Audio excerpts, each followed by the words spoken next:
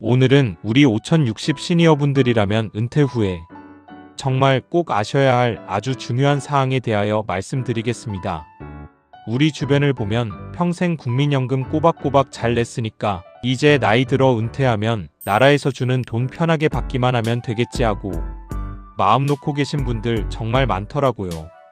그런데 말이지요. 막상 기분 좋게 국민연금을 받기 시작했다가 얼마 뒤에 생각지도 못한 고지서 한 장을 받고 가슴이 철렁 내려앉는 분들이 속출하고 있답니다.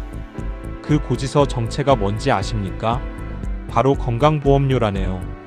아니, 내가 평생 고생해서 부은 국민연금은 내 소중한 노후 생활비인데 왜 여기에 건강보험료를 또 내라는 건지 참 기가 막힐 노릇이지요. 연금 나오는 것도 쥐꼬리만 해서 부족해 죽겠는데 나라에서 또 돈을 뜯어가는 것 같아 화가 치밀어 오르기도 하실 겁니다. 정말 속상하시지요. 실제로 우리 은퇴자들이 퇴직 후에 가장 많이 하는 치명적인 실수가 딱 이거랍니다. 매달 들어올 국민연금 수령액만 신나게 계산해 두고 나가는 건강보험료는 계산해서 완전히 빼놓는 것이지요. 그래서 오늘은 국민연금을 받기 시작하면 왜 이런 건보료 폭탄 문제가 생기는지, 어떤 분들이 특히 위험한지, 그리고 지금 당장 우리가 무엇을 준비해야 내 소중한 돈을 지킬 수 있는지 아주 자세하고 쉽게 풀어드릴 테니 끝까지 집중해서 들어보시기 바랍니다. 자, 먼저 우리가 오해하고 있는 게 하나 있답니다. 많은 분들이 국민연금을 국가가 주는 복지 혜택이나 공짜 돈 정도로 생각하시더라고요. 하지만 안타깝게도 건강보험공단에서는 절대 그렇게 보지 않는답니다. 국민연금도 엄연히 시청자 여러분의 소득으로 딱 잡히는 구조예요. 그렇다고 해서 연금 받는 모든 분들이 당장 건강보험료를 더 내야 하는 건 아니니 너무 미리 겁먹으실 필요는 없습니다. 진짜 문제는 뭔지 아십니까? 바로 자녀들이나 배우자 밑으로 건강보험 피부양자 등록을 해두고 보험료를 한 푼도 안 내고 계시던 분들이라네요. 자녀가 직장 다녀서 그 밑에 쏙 들어가 있으면 참 든든하고 효도받는 기분도 들지요. 그런데 국민연금을 받기 시작하는 순간 그 평화가 깨질 수 있더라고요. 건강보험공단은 우리가 젊을 때 벌던 근로소득만 감시하는 게 아니랍니다. 은퇴 후에 나오는 국민연금도 매달 꼬박꼬박 들어오는 소득으로 정확하게 반영을 하거든요. 그래서 은퇴하고 연금 수령이 시작되면 건보공단에서 피부양자 자격을 아주 눈을 부릅뜨고 다시 심사하게 되는 것이지요. 제 주변에 있던 김 선생님 이야기를 하나 해드릴게요. 이 김 선생님이 예전에 직장을 딱 퇴직하셨단 말이지요. 퇴직하고 나서는 직장 다니는 자녀 밑으로 건강보험 피부양자 등록을 아주 야무지게 해두셨습니다. 매달 내야 하는 보험료가 보름달처럼 싹 사라지니 돈을 번 것 같고 참 좋았답니다. 자식 덕 보는 것 같아 뿌듯하셨겠지요. 그러다 시간이 흘러 나이가 되었고 드디어 기다리던 국민연금이 나오기 시작했지요. 매달 통장에 연금이 들어오니까 자식들 눈치 안 보고 손주들 용돈도 줄 수 있어서 처음엔 정말 기분이 날아갈 것 같았대요. 그런데 딱 몇 년 지나고 나서 건강보험공단에서 날아온 안내문 한 장을 보고 사색이 되셨더라고요.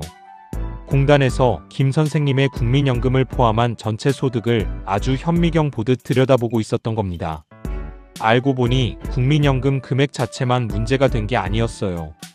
김 선생님이 젊을 때 모아둔 은행 예금에서 나오는 이자도 있었고 주식에서 나오는 배당금도 조금 있었습니다. 게다가 작게 하던 임대소득까지 싹 다 긁어 모아 합산해 보니까 전체 소득 기준을 훌쩍 넘겨버린 것이지요. 결국 피부양자 자격에서 뚝 떨어져서 매달 생돈을 건보료로 내게 생겼으니 가슴을 칠 수밖에요. 이게 지금 남 얘기가 아니라 우리 은퇴자들이 가장 많이 겪는 눈물 나는 현실이랍니다. 듣기만 해도 참 남일 같지 않고 답답하시지요. 여기까지 들으시면 시청자 여러분은 이런 생각이 드실 겁니다. 나는 다른 재주 없고 진짜 딱 국민연금 하나만 받는데 나도 위험한 건가? 하고 묻고 싶으시지요. 정답을 말씀드리자면 상황에 따라 아주 다를 수 있답니다. 건강보험공단이 정말 무서운 게 뭔지 아십니까? 국민연금 하나만 따로 떼어놓고 보는 게 아니라는 점입니다. 우리 주머니로 들어오는 모든 돈을 한 바구니에 담아서 계산한다는 점입니다. 예를 들어 내가 받는 국민연금에다가 은행에 묶어둔 예금 이자, 매달 나오는 주식 배당금도 합산됩니다. 혹시나 있을 임대소득이나 아주 작게 일해서 버는 사업소득까지 모조리 한꺼번에 더해 버린답니다. 그래서 속으로 나는 연금밖에 없는데 무슨 걱정이야 하고 방심했다가 나중에 탈탈 털어보니 이것저것 합쳐진 소득이 기준치를 넘겨버리는 경우가 허다하더라고요. 특히 은퇴하실 때 퇴직금이나 집 한 돈을 은행에 크게 넣어두신 분들 있으시지요? 요새 금리가 쏠쏠하다 보니 거기서 나오는 이자 소득도 무시 못할 수준으로 잡혀서 발목을 잡히게 되니 꼭 조심하셔야 한답니다. 요즘 우리 시니어분들 사이에서 아주 유행하는 재테크가 하나 있더라고요. 유튜브 보면 많이 나오는 월배당, ETF나 고배당주 또는 부동산에 투자해서 배당받는 리츠 투자 같은 것들 말이지요. 매달 꼬박꼬박 월급처럼 현금이 통장에 꽂히니까 노후 생활비로 쓰기 딱 좋다고 인기가 하늘을 찌릅니다. 노후 준비 열심히 하시는 모습은 참 보기 좋은데 말입니다. 그런데 여기에 아주 무서운 덫이 숨어 있답니다. 우리가 주식 투자해서 버는 배당금 역시 건강보험공단에서는 얄짤없이 소득으로 계산해버려요. 은행 이자도 마찬가지고요. 만약 여러분이 국민연금으로 부지런히 월 100만원 정도를 받고 있다고 쳐보겠습니다. 그런데 노후 자금 불려보겠다고 투자한 곳에서 나오는 배당금이랑 은행 이자를 싹 합쳤더니 생각보다 소득 규모 덩어리가 커질 수 있겠지요? 그러면 건강보험 피부양자 자격이 순식간에 날아가 버리는 겁니다. 많은 분들이 배당금은 내가 위험을 감수하고 투자해서 얻은 보너스 같은 수익이라고 생각하시지만 건보공단은 그렇게 호락호락하게 봐주지 않는다는 걸 꼭 명심하셔야겠습니다. 이 건강보험료 폭탄이 은퇴자들에게 왜 그렇게 치명적이고 무서운 줄 아십니까?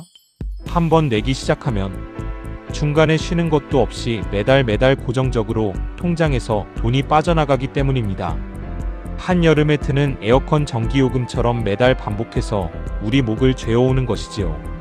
은퇴하시게 되면 이제 정기적으로 나오던 든든한 월급이 없지 않습니까? 대부분 그동안 모아둔 쌈짓돈이나 국민연금 몇 푼 가지고 아껴가며 살아가야 하는데 여기서 예상치도 못한 건강보험료로 수십만원씩 뭉텅이로 깎여나가면 노후 생활비 계획이 통째로 흔들릴 수밖에 없답니다. 그래서 수많은 은퇴 전문가들이 입을 모아 하는 소리가 있어요. 은퇴 설계할 때 국민연금 많이 받는 것보다 훨씬 더 먼저 확인해야 하는 게 바로 건강보험료 제도라고 말이지요. 매달 내 통장에 연금이 얼마 들어오느냐보다 내 통장에서 건보료로 얼마가 숨어서 빠져나가느냐가 노후 삶의 질을 결정하기 때문이랍니다. 참 무서운 현실이지요. 그럼 이제 우리가 가만히 앉아서 당할 수는 없으니 오늘 당장 댁에 가셔서 확인해야 할 아주 구체적인 3가지 방법을 알려드릴 테니 수첩에 딱 적어두시기 바랍니다. 첫 번째는 현재 본인의 건강보험 가입 상태를 정확히 확인하셔야 합니다. 내가 자식 밑에 피부양자로 잘 붙어 있는지, 아니면 직장 가입자인지, 그것도 아니면 지역 가입자로 되어 있는지 건강보험공단 홈페이지나 고객센터에 전화해서 확실히 알아두셔야 다음 계산이 선답니다. 두 번째는 내가 앞으로 받을 국민연금 예상 수령액이 정확히 얼마인지 확인해 보시기 바랍니다. 이건 국민연금공단 사이트에 들어가거나 스마트폰 앱으로 조회하면 1분 만에 정확하게 나오니 미루지 말고 꼭 보셔야 해요. 세 번째는 본인 명의로 된 은행 예금, 이자와 주식 배당금을 싹 모아서 합산해 보셔야 합니다. 많은 분들이 이 부분을 귀찮다고 대충 넘기시더라고요. 정기예금, 이자, 배당주에서 나오는 수익, 그리고 요즘 많이들 하시는 ETF, 분배금까지 싹 다 더해서 내 연간 금융소득이 얼마인지 계산기를 두드려봐야 건보료 폭탄을 피할 전략을 짤 수 있답니다. 귀찮으셔도 자식들을 위해서, 내 소중한 돈을 위해서 꼭 해보셔야 합니다. 시청자 여러분도 잘 아시다시피 국민연금은 우리 노후를 지켜줄 아주 고마운 버팀목인 건 확실합니다.